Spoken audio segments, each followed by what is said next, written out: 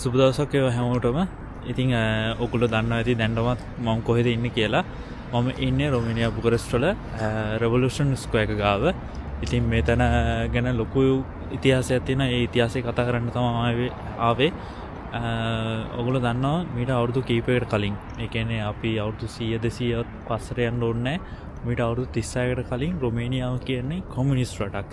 ඒ කියන්නේ අවුරුදු විශේෂයෙන් 1945, ඒ කියන්නේ දෙවන ලෝක යුද්ධයෙන් පස්සේ රොමේනියාව කියන්නේ කොමියුනිස්ට් රටක්. ඒ කියන්නේ උදාහරණයක් විදිහට ගත්තොත් කියුබාව, චීනය, රුසියාව, උතුරු කොරියාව වගේ රොමේනියාවත් මීට අවුරුදු 36කට කලින් කොමියුනිස්ට් රටක්. ඉතින් ඒකේ ප්‍රධාන පාලකයෝ දෙන්නෙක් හිටියා. විශේෂයෙන්ම මාතෘකාව වෙලා තියෙන මේකේ හිටපු දෙවන පාලකයා ගැන. ඒ කියන්නේ රොමේනියාවේ අවසන් සහ දෙවන කොමියුනිස්ට් පාලකයා නිකොලස් චාන්සෙස්කු ගැන. ඉතින් ඔහුගේ වටාගතුණු කතාවක් තමයි මේ රෙවොලූෂන් ස්ක්වයර් එකට ගොඩක්ම පාතක වෙලා තියෙන්නේ. ඉතින් මම දැන් ඉන්නේ මෙමරියල් රීබර්ත් කුළුණ ගාව. ඉතින් මට මේ පිටිපස්සේ තියෙන මෙමරියල් රීබර්ත් කුළුණ. ඉතින් මේක ගැන ඉතිහාසයක් තියෙනවා. විශේෂයෙන් කියන්න ඕනේ දෙවන ලෝක යුද්ධයෙන් පස්සේ රොමේනියාව ඉතාම සමීප සම්බන්ධතාවයක් තියාගන්නවා රුසියාව සමග. ඒ ආభాෂය නිසාම තමයි උත්සාහයෙන් තොරව රොමේනියාව යුරෝපය තුළ පැවති කොමියුනිස්ට් රටක් බවට පත් වෙන්නේ. ඒ සමගම මේ කතාවේ කතානායකයා නිකොලස් චාන්සෙස්කු ඉතා දැඩි කොමියුනිස්ට් මතධාරී දැඩි පාලකයෙක්. ඉතින් ඔහුගේ කාල සීමාව තුළදී මිනිස්සු සෑහෙන වශයෙන් පීඩාවට පත් වෙලා තියෙනවා ඔහුගේ ආර්ථික දේශපාලන සමාජ තීරණ නිසාම. විශේෂයෙන් කියන්න ඕනේ 1983 වසරදී රොමේනියාව ලෝක මහ බැංකුවෙන් බංකොලොත් රටක් බවට පත් වෙලා තියෙනවා. මේ හේතු නිසාම තමයි මිනිස්සු කන්න බොන්න, විදුලිය, ජලය මේ දේවල් වල ප්‍රශ්න නිසාම තමයි ජනතාව මතින්ම මේ අරගලය පටන් ගන්නෙ. මුලින්ම අරගලය කියලා පටන් ගන්නේ මුලින්ම මේ මං ඉන්න බුකරෙස්ට් නගරෙන් නම් නෙමෙයි. මුලින්ම පටන් ගන්නේ ටිමිසොරානා නගරේ. ඒ 1989 දෙසැම්බර් 16 වෙනිදා. මේක තමයි පළවෙනි ස්පාක් එක. ඉතින් ඒ පටන්ගත අරගලය පස්සේ 1989 දෙසැම්බර් 21 වෙනිදා බුකරෙස්ට් නගරයට එනවා. ඉතින් ඔයගොල්ලෝ හැමෝම දන්න නිකොලස් චාන්සෙස්කුගේ ලාස්ට් ස්පීච් ඔයගොල්ලෝ YouTube එකේ සර්ච් කරලා බලන්න පුළුවන්. ඒ ලාස්ට් ස්පීච් එක තියෙනවා.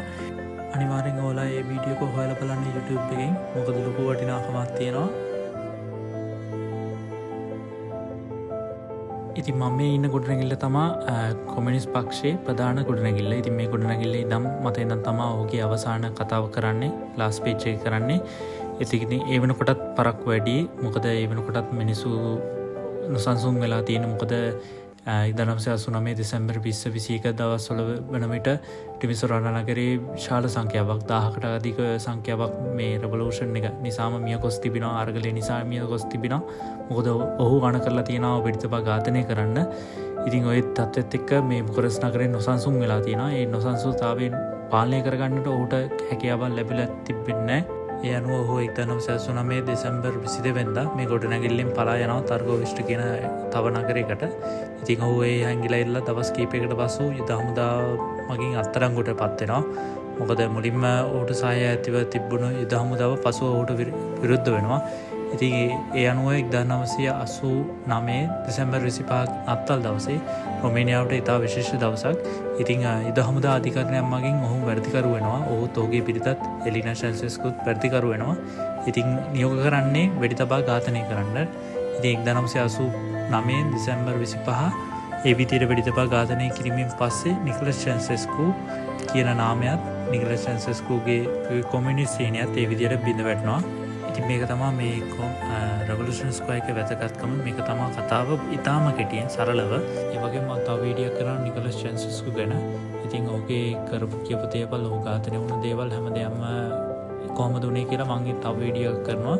ඉතින් ඕගොල්ලෝ මේ තැනට ආවොත් ඕගොල්ලන්ට බලන්න පුළුවන් දේවල් ගොඩක් තියෙනවා. කැරොල් 1 යුනිවර්සිටි ෆවුන්ඩේෂන් එක. ඒත් එකම ඊට ඉස්සරහින් තියෙනවා ෆෝමර් රොයල් පැලස් එක. අද වෙනට මේක තමයි රොමේනියන් නැෂනල් ආර්ට් මියුසියම් එක. ඊට අමතරව බලන්න පුළුවන් මෙමරියල් රීබර්ත් කුළුණ, ඒ වගේම නිකොලස් චාන්සෙස්කුගේ පක්ෂයේ පක්ෂ ගොඩනැගිල්ල බලන්න පුළුවන්. මේ දේවල් බලන්න පුළුවන් ඔයාලා රෙවොලූෂන් ස්ක්වයර් එකට ආවොත්. ඉතින් මම දැන් මේ යන්න හදන්නේ විශේෂ තැනකට මේක තමා ඔස්ට්‍රේලියා හංගේරියන් එම්බසි එක. ඒ කියන්නේ පළවෙනි ලෝක යුද්ධයට කලින් තිබ්බ ඔස්ට්‍රේලියා හංගේරියා එම්බසි එක. ඉතින් මේ ගොඩනැගිලි විශේෂත්වයක් තියෙනවා. විශේෂයෙන්ම කියන්න ඕනේ රෙවොලූෂන් එක වෙන වෙලාවෙදී මේක කටයුතු කරේ රහස් පොලිසියක් විදියට. ඒ කියන්නේ 1945න් පස්සේ ආපු කොමියුනිස්ට් පාලනයේදී මේ ගොඩනැගිල්ල තමා කොමියුනිස්ට් පක්ෂයේ රහස් පොලිසිය විදියට කටයුතු කරේ. ඉතින් අද වෙනට මේක තමා යූනියන් රොමේනියා යූනියන් ආකිටෙක්චර් හෙඩ්ක්වාටර්ස් එක. ඉතින් මේ ගොඩනැගිල්ල ඉස්සර රහස් පොලිසිය විදියට පාවිච්චි කරද්දී මේ රෙවොලූෂන් එක වෙලාවේදී මිනිස්සු කුපිත වෙලා මේකට වෙඩි තියලා තියෙනවා. මේකට ඩැමේජ් කරලා තියෙනවා, මේකට හානි කරලා තියෙනවා. ඒ වුණ ඩැමේජ් අදටත් ඒ විදිහටම දකින්නට පුළුවන්. ඉතින් ඕගොල්ලෝ අනිවාර්යෙන් ආව රෙවොලූෂන් ස්ක්වයර් එකට මේ බිල්ඩින් එකක් බලන්න අමතක කරන්න එපා. ඉතින් මාර වටිනාකමක් තියෙනවා. මේ හැම ගොඩනැගිල්ලම අද වෙනට මිනිසුන්ගේ පරිහරණයට තමයි ඔක්කොම යොදාගෙන තියෙන්නේ. ඉතින් මම කලින් කිව්ව කොමියුනිස්ට් බිල්ඩින් එකත් අද වෙනකොට මේ රටේ ඉන්ටර්නල් ඇෆෙයාර්ස් මිනිස්ට්‍රිය විදියට තමයි මේ බිල්ඩින් එක පාවිච්චි කරන්නේ. ඔයාලා බුකරෙස්ට් වලට අනිවාර්යෙන් එනවා නම් මේ රෙවොලූෂන් ස්ක්වයර් එක බලන්න අමතක කරන්න එපා. ඉතින් ලොකු ඉතිහාසයක් තියෙනවා, ලොකු වටිනාකමක් තියෙනවා. ඉතින් අනිවාර්යයෙන්ම මේ ස්ථානයට රෙවොලූෂන් ස්ක්වයර් එකට ඇවිත් බලන්න.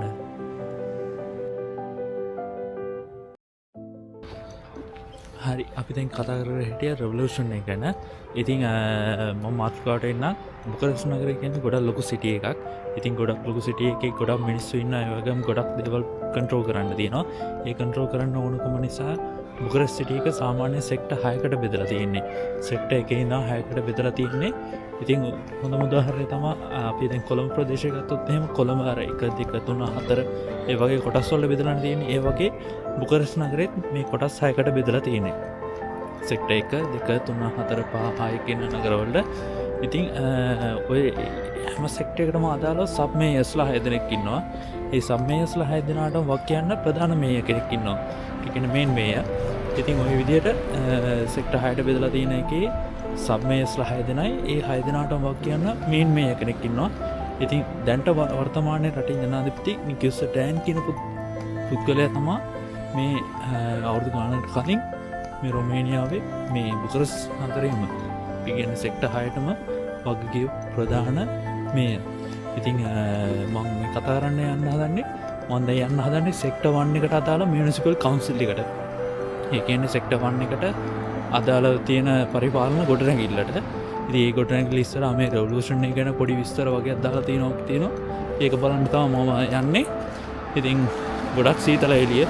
මේ වෙලාවේ මං හිතන්නේ සෙල්සියස් අංශක 2ක් හරි 3ක් හරි තියෙන්නේ. මාරම සීතලයි නත්තල් කාලේ. ඉතින් අපි එතනට ගිහිල්ලා කතා කරමු. හරි, මම දැන් ඇවිල්ලා ඉන්නේ සෙක්ටර් 1 එකට අදාළ මියුනිසිපල් කවුන්සිල් එක ගාව. ඉතින් මම අර කිව්වා වගේ සෙක්ටර් 1 එකේ මියුනිසිපල් කවුන්සිල් එක දාලා තියෙනවා රෙවොලූෂන් එකට අදාළ ෆොටෝස් වගේක්. ඉතින් ඒ ටික බලන්න තමයි මං ආවේ. ඉතින් මගෙත් එක්ක යන් ඒ ටික බලලා අපි කතා කරමු මේ විස්තරේ. මෙතන තියෙන විස්තරේ පසාජුල් විලා ක්‍රොස්. මේක තියෙන්නේ 12 වෙනි මාසේ 1989 12/23 උදේ 11 මාට. මේ 11 මාට ඒ දවසේ එදා තිබුණු දවසේ තත්ත්වය තමයි මේ තියෙන්නේ. පසාජුල් විලා ක්‍රොස් කියන්නේ ඕල්ඩ් ටවුන් එක ඒරියා එක හරියදී.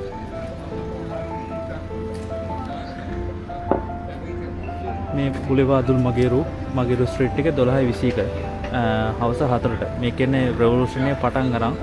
මොකද සාමාන්‍යයෙන් නිකලස් ෆ්‍රැන්සිස්කෝගේ ෆයිනල් ස්පීච් එක තිබ්බේ 1989 12 වෙනි මාසේ 21. ඉතින් ඒ දවසේ තමයි නිකලස් ෆ්‍රැන්සිස්කෝගේ ෆයිනල් ස්පීච් එක තිබ්බේ. මේක හවස 4ට ගත්ත ෆොටෝ එක.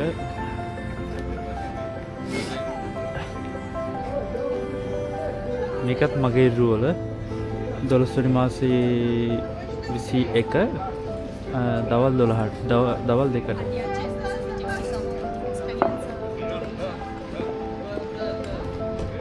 මේක නත්තල් දවසේ 1989 12 වෙනි මාසේ 25 නත්තල් දවසේ. මේක එතකොට මේ රෙවොලූෂන් එක ඉවර වෙලා හැබැයි මේක උදේ 8ට අරන් තියෙන්නේ. නිකලස් ෆ්‍රැන්සිස්කෝ ඝාතනය කරන්නේ දවල් 2ට විතර. ඉතින් උදේ වරුවේ තමයි මේ අරන් තියෙන්නේ. මේක බුකරෙස්ට් සිටි එකේ.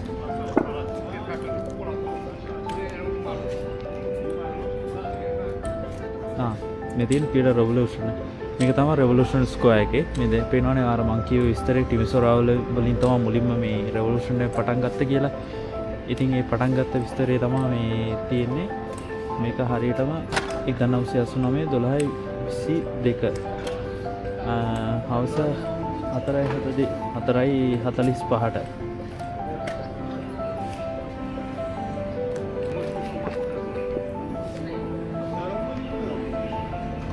මේ තියෙන්නේ පීඩ රෙවොලූෂන් එකේ රෙවොලූෂන් ස්ක්වයර් එකේ දෙසැම්බර් 22 හවස 3ට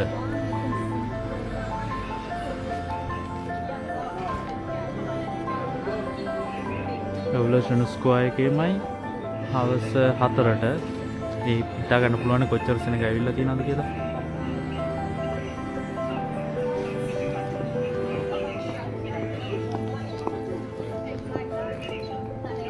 මගේරුවල බුලේවල්තුන් මගේරුවල ස්ට්‍රීට් එකේ හවස 3ට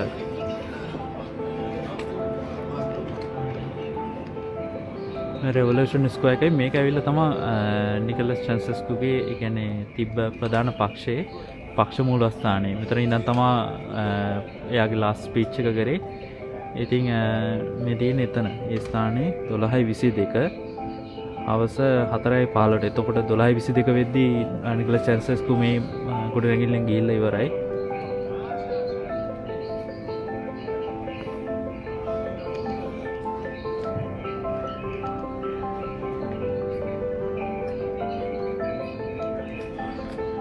මේ නත්තල් දවසේ 12:25 උදේ 11ට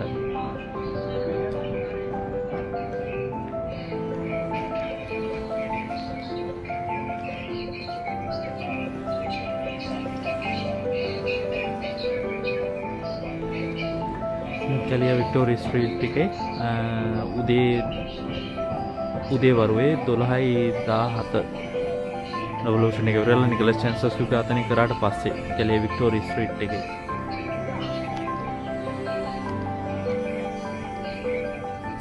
මේ නත්තල් දවසට කලින් 12:24 උදේ 9ට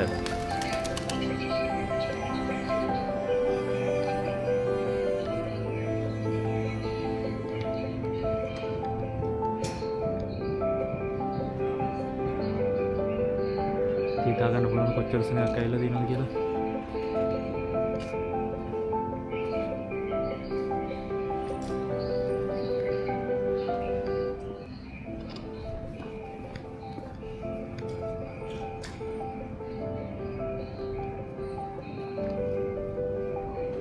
පියර රොමානා ස්ක්වයර් එකේ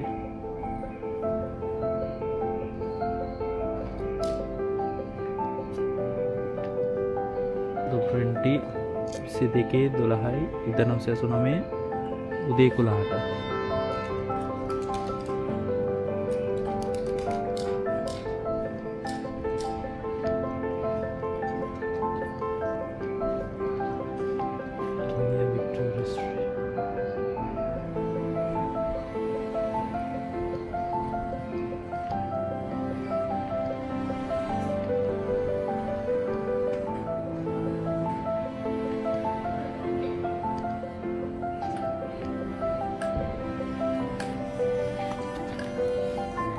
ඉතින් මේ විදිහට තමයි මියුනිසිපල් 1 කවුන්සිල් එක ඉස්සරහා මේ විදිහට දාලා තියෙන්නේ. මේක හැම අවුරුද්දෙම වගේ දානවා. ඉතින් ඔයාලා පුළුවන්කමක් තියෙනවා නම් මේ අවුරුද්දේ බැරි වුණොත් ලබන අවුරුද්දේ හරි දෙසැම්බර් මාසයේ නත්තල් වලට කලින් ඇවිල්ලා බලන්න. මෙතන මානම ලස්සන තියෙනවා. මං හිතනවා අනිත් සෙක්ටර් වලත් මේ විදිහටම දානවා ඇති.